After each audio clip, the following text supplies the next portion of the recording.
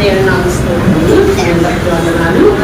నేనేమనుకున్నానంటే మామూలుగా దేగోరాల గురించి కానీ బృందాల గురించి కానీ చెప్పాలని నా ఆశ ఇస్రాయేల్ కుటుంబంలో అని నేను అన్నాను. అయ్య గారిని ఒక చిన్న కొటేషన్ ఉంది అని అన్నాను. కానీ ప్రార్థన చేసుకుంటున్నాను చాలా నుంచి చేసుకుంటుంటే దేవుడు నేను అన్నాను ప్రార్థన చేసుకుంటున్నాను కొడుతున్నాను.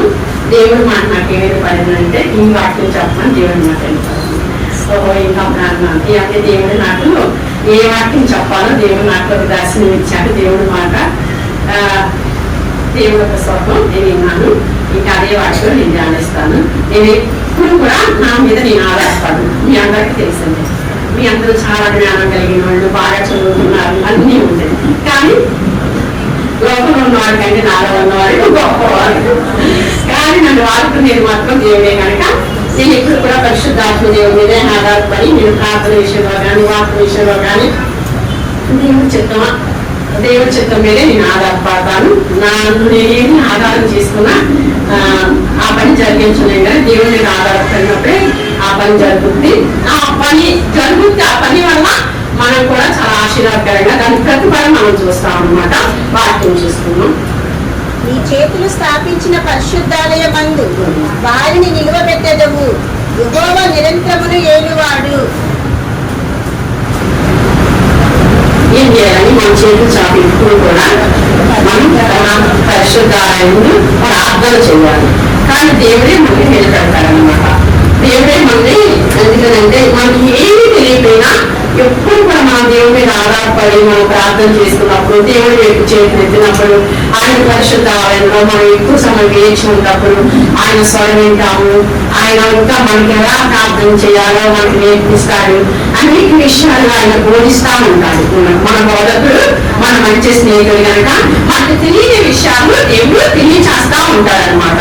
అందుకని ఎప్పుడు కూడా మనం ఏమై ఉండాలంటే దేవుడి మీద ఆధారపడటం, దేవుడిని అడగటము, మన ఇంటి విషయాలు అవ్వచ్చు, దేవుడి విషయాలు అవ్వచ్చు, ఏదైనా సరే మనం ఎవరిని అడగాలంటే దేవుడినే అడగాలి. దేవుడిని అడగటమే మనం నేర్చుకోవాలి.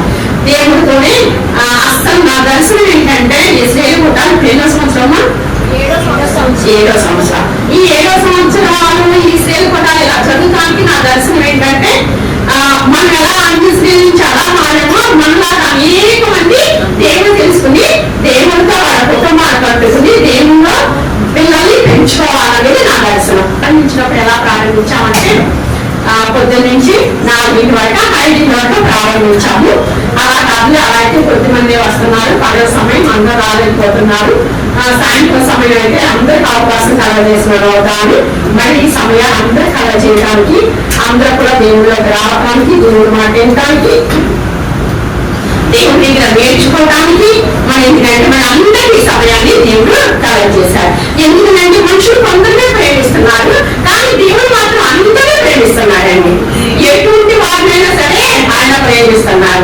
మనకి నచ్చితే ప్రేమిస్తాం, ఉండవాళ్ళు ప్రేమిస్తాం, లేకపోతే మనతో ఎందుకంటే సమానం ఉంటే మన రేఖసు తగినట్టుగా ఉంటే మనం ప్రేమిస్తాం. కానీ దేవుడు అలా అనుకోవట్లేదు. ఎంత గురికి వాళ్ళ ఉన్నా ప్రేమిస్తాడు, ఎంత మరి ఎందుకంటే ఎంత బలహీనంగా ఉన్నా, ఎంత కుళ్ళు కూడుకున్నా, ఎందుకంటే ఆయన అందరినీ ఒకే రీతిగా ప్రేమించేది. అలాంటి ప్రేమ మనలో ఉందా? అందరినీ ప్రేమించగలుగుతున్నామా? కొందరినే ప్రేమిస్తున్నాం కదా. ఎందుకంటే కొందరినే ప్రేమించే మనసు అది మామూలుగా ఎందుకంటే అది అందరికీ సరిపోతుంది కానీ మనకి సరిపోదు. అందరినీ ప్రేమించే మనసు అందరూ కూడా ఆ సంఘం ఉందంటే సంఘంలో అంతా ఒక కుటుంబస్తులాగా అందరినీ ఒకరినొకరు పరామర్శించుకోవటం, ప్రేమించటం, బాగున్నారా అంటము, ఎందుకమ్మా ఈ సండి రాలేదు ఎందుకని సహోదరు రావటం, లేకపోతే ఫోన్ చేయటము. అలాంటి ప్రేమ ఎందుకంటే ఎందుకని రాలేదు పాపం ఈ రోజు ఎందుకని రాలా, అయ్యో మానుకోకుండా ఉండదు సండి అసలు తప్పనిసరిగా వస్తుంది ఎందుకని రాలేదు అని మనకి పేద ఉంటుందా ఉండదా? ఉంటుందా? మీరు ఎవరైనా అలా ఫోన్ చేస్తున్నారా? ఉషా గారు ఉంది ఇంకా అందరూ కూడా. ఎందుకంటే అలా ఎవరైనా రాలేదు అనుకోండి, మనం ఏం చేయాలి? ఫోన్ చేసి వాళ్ళని దేవుడి ప్రేమ అలా ఎందుకంటే మన హృదయంలో ఆ ప్రేమ ఆగదనమాట. ఎందుకని రాలేదు బాగోలేదా ఏంటి అసలు పరిస్థితి ఏంటి అని తెలుసుకునే వాటిని కూడా ఎందుకని రాలేదు అని మనకు చాలా బాధగా ఉంటుంది. చాలా ఎందుకంటే ఇంకా వాళ్ళు ఎందుకని రాలేదని మనసుని తాకే ఉంటా ఉంటారు అనమాట. అందుకని దేవుడి ప్రేమ ఎందుకంటే అందరూ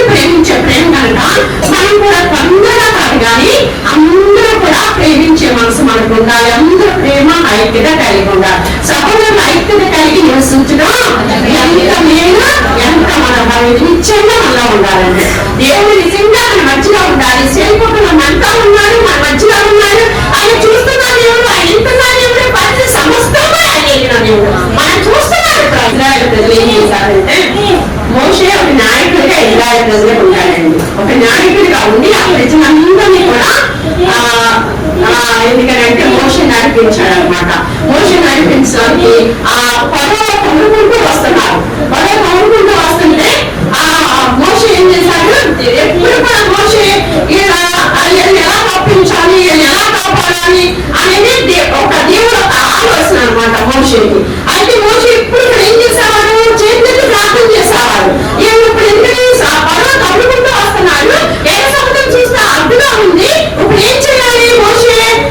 ఇప్పుడు దేవుడు వేడుకోవాలి. దేవుడు వేడుకున్నప్పుడు దేవుడు ఏమి చేయమంటే మోషే అది చేయడానికి సిద్ధంగా ఉండాలి. దేవుడికి మోషేకి దేవుడి మాట కావాలి.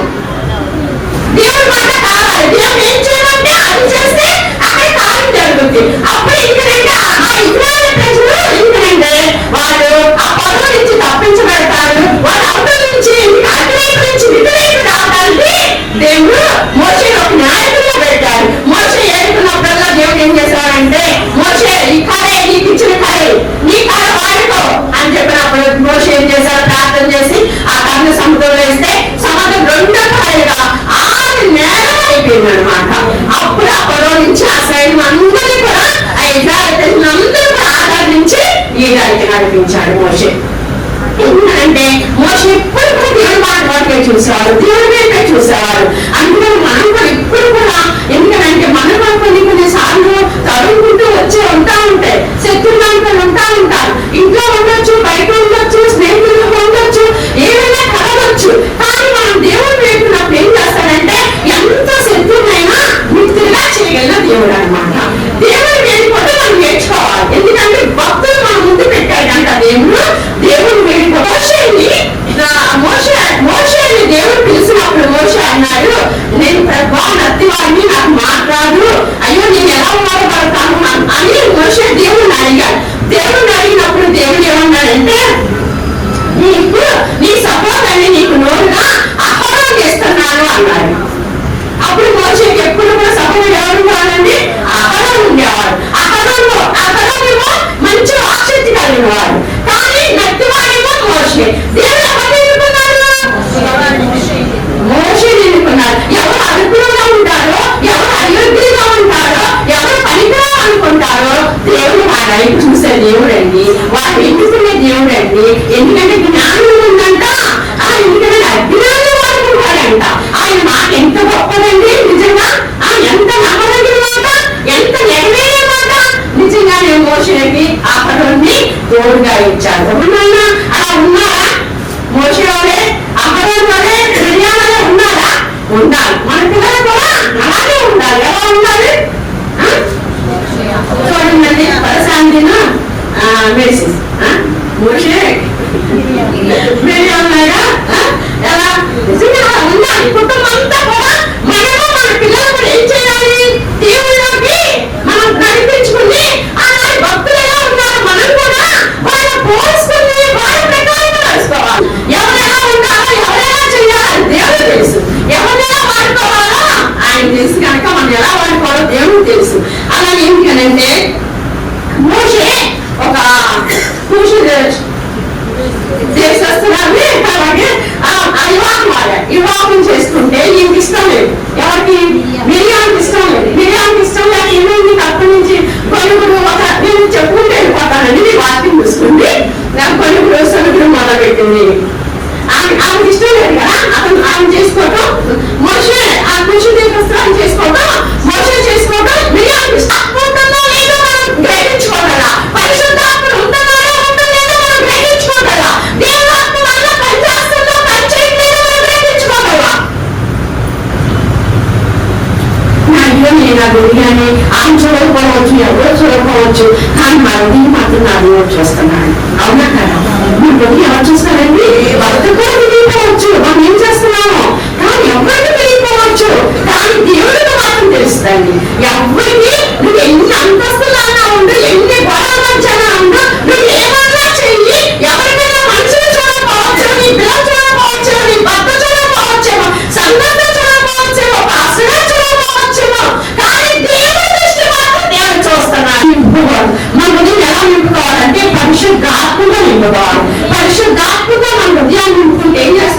దేవుడు ఏ సమయంలో మాట్లాడతాడు, ఏ సమయంలో దేవుడు ఏం చేయబోతున్నాడో మనకు చూపిస్తాడు. నువ్వు పడుకో, కానీ నీ హృదయం మాత్రం దేవుడు స్థుతిస్తూనే ఉంటుంది. నీ ఆత్మ ఏం చేస్తుంది?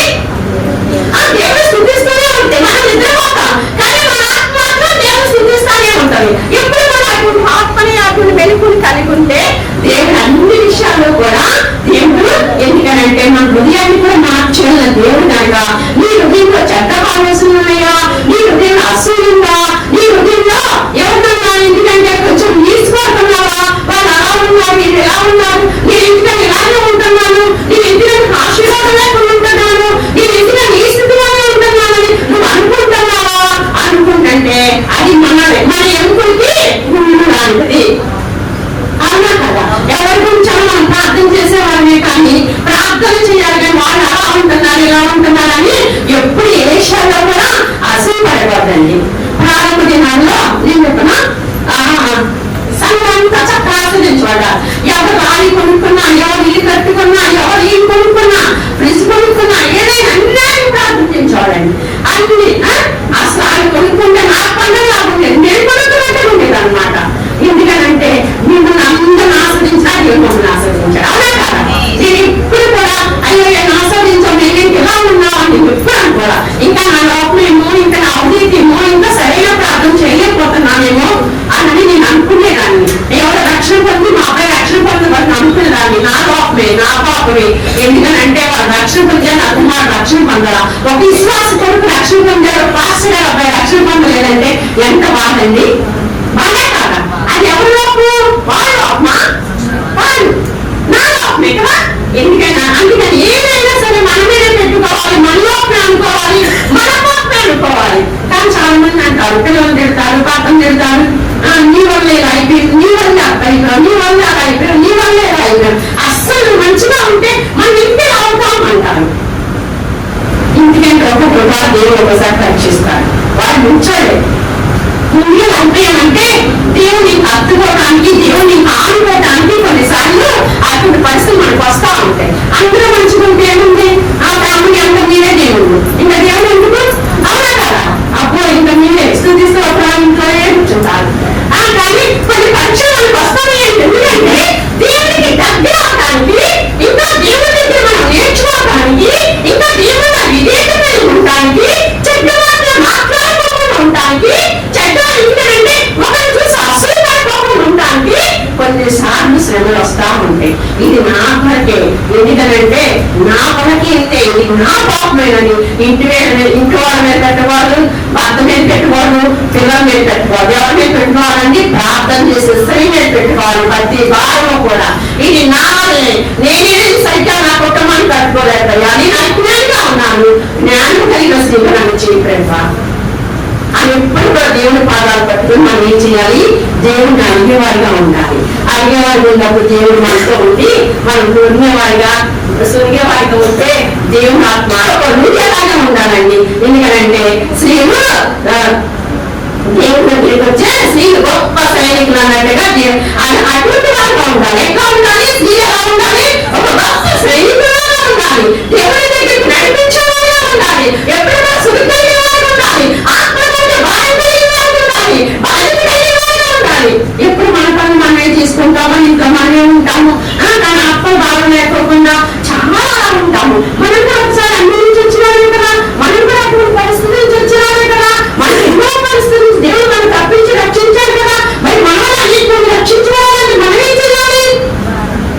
ప్రార్థన చేయాలి, మిమ్మల్ని నడిపించాలి, సమాజం నడిపించేవారు ఉండాలి, స్త్రీలు నడిపించేవారు ఉండాలి, ఒక పదవెత్తులు బాగా ఉండాలి. మనకెందుకు సిగ్గెందుకు భయమెందుకు? మన దేవుడు లోకంలో ఆయనంగా మనవాడు. ఎందుకంటే భూమిని ఆకాశాన్ని ఆ సమస్తాన్ని సృష్టించిన సృష్టికర్త మనం కాయకున్నాం. ఎవరు పెద్దవాళ్ళంటే దేవుడి కంటే, ఎవరు అధికారులంటే, ఎవరు అభిమంతులంటే, ఎవరు అభిమంతులు లేదు, ఎవరు అభిమానులు లేదు, అందరూ ఆయన సృష్టిస్తేనే అధికారులు అధికారులు. ఎందుకంటే ఆయన సర్వలోకానికి దేవుడై ఉన్నాడు, ఆయన గొప్ప దేవుడై ఉన్నాడు. ఎందుకంటే భూమి అందరూ పరలోకముగా ఆయన సర్వశక్తివంతుడు అయి ఉన్నాడు కనుక అప్పుడు దేవుడు స్థుతిస్తానికి మనకి ఏంటి భయం? అవునా కదా? మన దేవుడి కోసం మనం వెంబడించాలి, మన దేవుడు స్థుతించాలి, మన దేవుడు మహిళించాలి.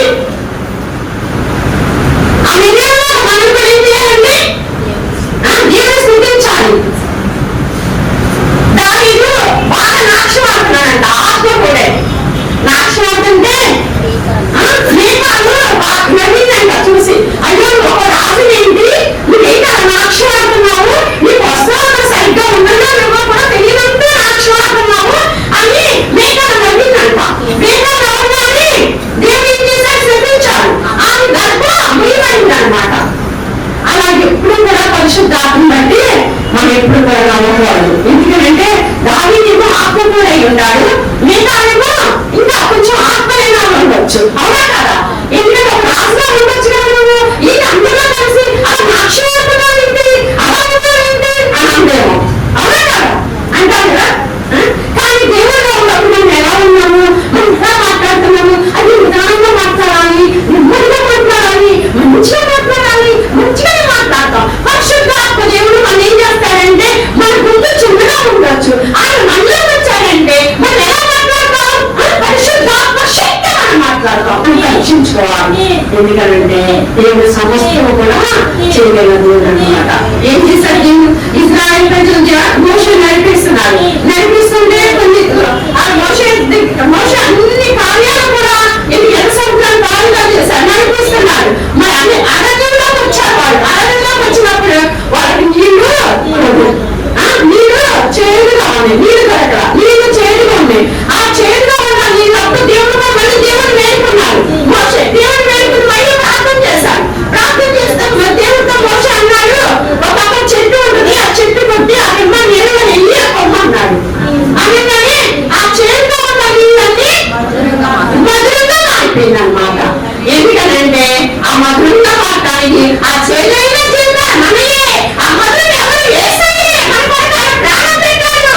ఎందుకంటే ఆ ప్రాణం పెట్టమంటే మన చేదైన జీవితాన్ని ఆయన మధురంగా మార్చేశాడు. ఈ సంవత్సరం ఏదైనా మారాలంటే, ఎందుకంటే చేదు లాంటి జీవితంగా ఉందా, మారాలంటే జీవితంగా నీ జీవితం ఉందా, ఇంకా నాకేం జరగట్లేదు అనుకుంటున్నావా, ఇంకా నా వల్ల ఏమి కాదనుకుంటున్నావా, నా జీవితం ఇంతేదనుకుంటున్నావా, నా బ్రతుకు ఇంతేదనుకుంటున్నావా, నీ మారాలంటే జీవితాన్ని మధురంగా మార్చాలని శక్తివంతుడు.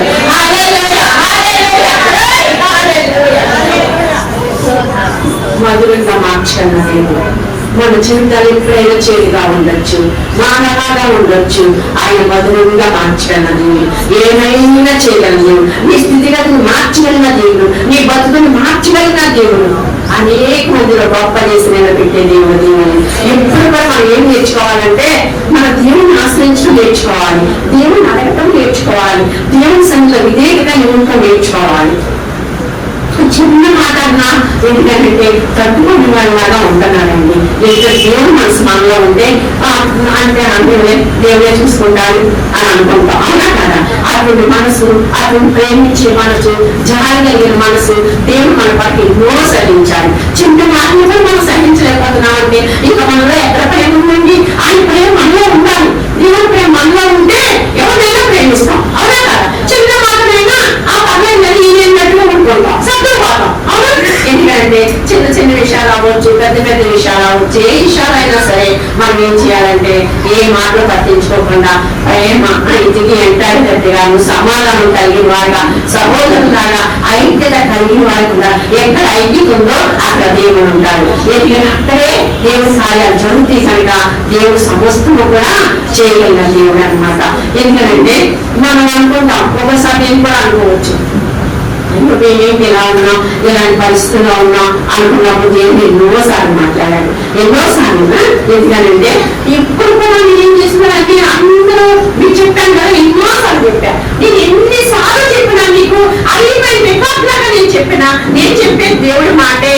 నా జీవితంలో జరిగిన కార్యం నీ జీవితాల్లో కూడా జరగాలని నా అనుభవ సాక్ష్యం చెప్తాను. ఎప్పుడు కూడా నా అనుభవాలు చెప్తాను. ఎప్పుడూ కూడా దేవుడిలో ఎలా ఉన్నామంటే 4 రోజుల నుంచి ఉన్నాము, ఏం చేయాలో తెలియని పరిస్థితి, వ్యాపారం లేని పరిస్థితి, సేవలో కూడా ఏది కూడా సేవలో కూడా ఆధారపడే పరిస్థితి ఏమీ లేవు. అద్దె కట్టడానికి కూడా సరిపోవు. 5 గంటలు 5 పైసలు 10 పైసలు ఏదన్నా కానీ ఉండే సేవ ఏదో మీరు సంపాదించాలను, మాకు ధనం కావాలను, లేకపోతే సేవ మేమేదో మేలు విధులు కట్టాలని ఎప్పుడు ఆశించలేదు. బతికించిన దేవుడు, నమ్మదైన దేవుడు. ఈ రోజు వరకు కొన్న సజీవులు కొన్నాడంటే దేవుడు ఒక కృపే. నా కుటుంబం ఈ రోజు వరకు ఇలా ఉన్నామంటే, ఒక మంచి స్థితిలో ఉన్నామంటే, ఒక మంచి కుటుంబాన్ని కలిగి ఉన్నామంటే, మంచి బిడ్డ కలిగి ఉన్నామంటే, మంచి ధనం కలిగి ఉన్నామంటే నా యేసయ్యే, నా యేసయ్యే, నా యేసయ్యే కలిగి ఉన్నా. మీరు నమ్మితే మీరు కలిగి ఉంటారు. మాలాంటి జీవితాలు మధురంగా మారుస్తారు యేసయ్య. దేవుడికి ఎంతో శ్రమ, ఎంతో కన్నీరు, ఎంతో మాట్లాడు, ఎప్పుడు కూడా దేవుడికి చేసేదాన్ని ఏంటి ప్రభావి పరిస్థితి అయ్యో బయటికి వెళ్ళినప్పుడు చెప్పలేకపోతున్నాం. ఎన్నో కార్యాలు చేసాం, సరిపోయిన మనిషిని బ్రతికించాం. ఈ యాభై పరిస్థితి ఏంటి ప్రభా, ఈ ఒక్కలేంటి ప్రభా, అయ్యో మాస్టర్ గారు మంచి అప్పుడు అంటారు ఏంటి ప్రభా. ఆ దేవుడి ఎప్పుడుగా ఆ దేవుడిని ఒక మూలకి దేవుడిని ఆధారంగా చేసుకునేదాన్ని. ఎలా యాకోబు కనుక ఒక మూలగా ఆయన త్వరగా చేసుకున్నట్టుగా దేవుని ఆధారంగా చేసుకునేదాన్ని. దేవుని ఆధారంగా చేసుకుని ఏంటి ప్రభా ఈ పరిస్థితి ఏంటి ప్రభా, ఎందుకు నాకు కలిగింది ప్రభా అని ఏడ్చి ఏడ్చి ఏడ్చి ఎంత అంటే మామూలుగా కాదు. మనం ఏం చేస్తామంటే ఎవరైనా మరణిస్తే కనుక ఎలా ఏడుస్తాము అలా నా దేవుడు పాదాలు పట్టు నేను అలా ఏడుస్తాను. నాకు నిజంగా మరియా దేవుడు కన్నీతో ఆ పాదాలు కలిగిందంటండి. నిజంగానే నా స్థితిగతి చూస్తే నేను కూడా ఆయన పాదాలు కలిగాను అనుకున్నా. కన్నీటితో ఆత్మవాసే కానివ్వండి, సావవాసే కానివ్వండి, మా ఆర్థిక పరిస్థితి కానివ్వండి, నా వైపు నేను ఎప్పుడూ చూసుకున్నాను కాదు. దేవుడు ప్రయత్నించే స్త్రీలుగా, దేవుడు హిమ్మరించే స్త్రీలుగా దేవుడి కొరకు మనం ప్రయాసపడే వారికి ఉండాలి. అప్పుడు మనకి ఏం కావాలో దేవుడు అన్ని చూసుకుంటాడు. ఇప్పుడు మనం ఏం చేసామంటే మన కనుక మనమే ప్రయాసపడుతున్నాం అన్నా కదా, మన కొరకు మనమే పడుతున్నాం, భక్తి చేస్తున్నారు, ప్రయాసపడుతున్నారు. మన ఆత్మ బాధ కూడా మనం కలిగి వాగా ఉండాలి. ఎలా ఉండాలండి? ఆత్మ బాధ కలిగి ఉండాలి. పనులు వెళ్ళకపోతే ప్రార్థనగా చేయాలి, నీ ఇంటి పక్కన వరకు చేయాలి, నీ సొంతల గురించి చేయాలి, నీ రక్షణ గురించి చేయాలి. అందరూ మనం ఏం చేయాలండి? మన దేశం వారికి, మన రాష్ట్రం వారికి, అసలు ప్రపంచం అందరి వరకు మనం ప్రార్థన చేయాలి. అసలు మన బాధ్యత ఏంటి? అసలు మన పని ఏంటి? ప్రార్థన చేయడం మన పని. అవునా కదా? వాక్యం ఏంటో వాక్యానుసారంగా దేవుడు నడుచుకుంటా ప్రార్థన చేయడం. అని చాలా మంది వాక్యం ఉంటారు కానీ కొందరు ప్రార్థన చేయరు, కొందరు ప్రార్థన చేస్తారు కానీ వాక్యం అనుకో. కానీ అన్ని కనుక్కుంటేనే వాక్యం నేను పుట్టాను తింటామా చెప్పంగా దానిలోకి అన్ని కావాలి. నాకైతే ముందు పచ్చడి కావాలి, ఒక్కొక్క ఐటమ్స్ కావాలి. అవునా కదా? ఒక్కొక్కరికి పెరుగుంటే పూజ చేసినట్టు అవునా, ఆ లాస్ట్ లో పెరుగుంటే పూజ చేసినట్టు అన్ని ఐటమ్స్ మనకి ఎలా కావాలో అలాగే మనం ఏమై ఉండాలి? పాట పాడాలి, వాక్యం వినాలి, ప్రార్థన చేయాలి. అన్ని కూడా పరిశుద్ధాత్మ చిత్తానుసారంగా అన్ని కలిగి మనం ఉండాలి. ఒకటి చేస్తే ఒకటి చేయను, పరిచయం చేస్తే ప్రార్థన చేయను, ప్రార్థన చేస్తే పరిచయం చేయను అంటే అసలు ఈ ప్రార్థన లేని పరిచయం అర్థం ఏంటండి? ప్రార్థన లేని పరిచర్య దేవుని లేకుండా మోషేని అందరూ నడిపించాడా? దేవుని లేకుండా మోషేని అందరూ నడిపించాడా? మానవుని మొదలుగా మార్చాలంటే దేవుడు మోషేతో తోడై ఉన్నాడు. నీతో తోడై ఉన్నాడంటే నీ ప్రార్థన ఉండాల్సిందే. 2.5 గంటల ప్రార్థన చేయాల్సిందే. ప్రార్థన బంధు ఉండకూడదు. దేవుడి సమయం దేవుడికి ఇవ్వాల్సిందే. నిజంగా చెప్పాలంటే దీనిలో చేయటమంటే చాలా మంది చాలా మంది ఉంటారండి. ఉంటారు చాలా మంది ఉండాలి. దేవుడి సమయం దేవుడికి ఇవ్వాల్సింది. ఇంకా 3:30 తర్వాత వచ్చేసామనుకో ఇంకా చాలా మంచిది. అలా ప్రార్థన చేసి దేవుని సమయం దేవుడికి ఇచ్చేవాళ్ళగా యథార్థవంతులుగా దేవుడు వేడుకుంటండి. మన కుటుంబం ఏమైనా వేడుకుంటారా? దళితుని దేవుడు దండంగా చేస్తానంటున్నారు. ఒకప్పుడు మేము దళితులుగానే ఉన్నాం కానీ దండంగా చేశారు. మొత్తం చేసింది మేము చేయా? ఎవరో సాక్ష్యం కాదు, మీకు అందరికీ నేనే సాక్ష్యం. ఏ స్థితిలో నుంచి వచ్చామో ఏం లేదు. అవునా కదా? ఏ స్థితిలో నుంచి వచ్చాము, ఏ స్థితిలో దేవుడు నిలబెట్టాడు? ఎవరు నిలబెట్టారు? దేవుడు నిలబెట్టాడండి. దేవుడు కాపాడితే మన కష్టాలు ఉంటుంది. దేవుడు మన సజ్జులు ఉంచుతానే ఆశీర్వాదకరంగా ఉంటాం. మనం చేసే ప్రతి మన ఆశీర్వాదకరంగా ఉంటుంది. నాకేంటి, నా బలం ఉంది, నా ధనం ఉంది, నేను చాలా బలవంతుడిని, నేను బాగా చదువుకున్నాను, నేను ఏమైనా చేసేయగలను, నేను ఎలాగైనా సంపాదించగలను అనుకోవడానికి ఏది మన చేతిలో లేదు. మన ప్రాణం ఏమంటుంది? ఆవు లాంటిది, నీటిలో బుడగ లాంటిది. దేనికి మనం అనుకోవడానికి దేనికి సరిపోం. కానీ ఆయన కృప చేత మనం ఎలా ఉన్నాం. నువ్వు ఏదైనా సంపాదించుకుని ఏదైనా ఆశీర్వాదకరంగా దీవెనకరంగా ఉన్నావంటే కేవలం నేను ఒక కృపేనమాట. నీకు బలం ఇచ్చింది ఆయన, నీకు చదువు ఇచ్చింది ఆయన, నీ జ్ఞానం ఇచ్చింది ఆయన, నీ ధనం ఇచ్చింది ఆయన.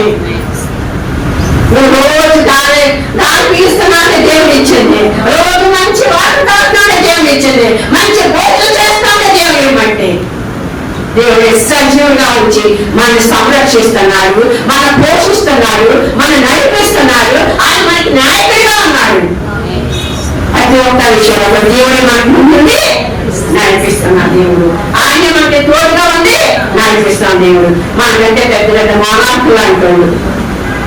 కరోనాలో అయిపోయారండి, ధనలే చనిపోయారా, వైద్యులే చనిపోయారా? లేదు, దేవుడు కృపలేక. ఇదేంటండి ఈ కాలం? అంతేకాలంలో కూడా దేవుడి కృపంటే కృపలే అంటావు. అంతేకాలం ఉంది, కృపాకాలం ఉంది. నువ్వు ఏ కాలంలో ఉన్నావో జ్ఞాపకం చేసుకోవాలి. అంతేకాలంలో ఉన్నావా, కృపాకాలంలో ఉన్నావా? అంతేకాలంలో ఉన్నావు కానీ దేవుడు ఉంటే కృపాకాలంలోనే ఉంటావు. నువ్వు నేను అంతే కృపాకాలంలోనే ఉంటావు. అవునా కదా? అంత దినాలు ఎంతనంటే చెడ్డ దినాలు, ఎంతనంటే దుర్దినాలు, కానీ దేవుళ్ళో ఉన్నావంటే అన్ని మంచి దినాలు. ఆయన మనకి మంచి కాపరి, ప్రధాన కాపరి, గొప్ప కాపరి. మన ఏదైనా మన కాపరి ఆయన. ఆయన మనకు ముందు నడిపిస్తున్న ఆయన, మన జీవితాన్ని మార్చాయన. చేరుకున్న మన జీవితాన్ని మధురంగా మార్చాయన. చేదైన నీ జీవితాన్ని మధురంగా మార్చడానికి ఆయన సిద్ధ మనసు కలిగి ఉన్నాడు. అయ్యో నాకు ఎవరో లేదని దుఃఖపడుతున్నావా? నా ఇష్టం లేని కార్యం చేయట్లేదు అనుకుంటున్నావా? అయ్యో ఇంతమంది ఎవరు చూస్తాను అనుకుంటున్నావా? ఎందుకైనా ఇంకా ఏమి కార్యం చేయట్లేదని దుఃఖిస్తున్నావా? బాధపడుతున్నావా? చింతపడుతున్నావా? నా పరిస్థితి ఏంటి అనుకుంటున్నావా? నా పట్ల వియోచితం ఏంటి అనుకుంటున్నావా? దేవుని పక్షికం మీరే చేస్తారు. ఆ మారాన్ని మధురంగా మార్చినట్టుగా నీ జీవితంలో మధురైన కార్యాలు చేయడానికి ఆయన సిద్ధమని ఉన్నాడు. ఆయన చేయడానికి ఆయన చూస్తున్న దేవుడు. నువ్వు ఆయనకి ఇష్టంగా ఉంటే చాలు, ఆయన మీద విశ్వాసం పెడితే చాలు. నీ మారాలంటే జీవితాన్ని మధురంగా మార్చేసే దేవుడు, ఆయన అద్భుతం చేసే దేవుడు, ఆయన మేలు చేసే దేవుడు. ఒక్కడే కోరుకుంటున్నాడు, విశ్వాసాన్ని కోరుకుంటున్నాడు, నమ్మకత్వాన్ని కోరుకుంటున్నాడు, నీ పాపనే హృదయాన్ని కోరుకుంటున్నాడు. అయ్యా నాలో ఏ పాపం ఉండకపోతయ్యా, నాలో ఏది చేయదైనా జీవితం ఏది ఉండకపోతయ్యా, నా స్థితి ఏంటో నీకు తెలుసయ్యా. నా ఇంటి వాడు తెలియకపోవచ్చు, నా పక్క వాడు తెలియకపోవచ్చు, నేనేమన్నానో నీకు తెలుసయ్యా.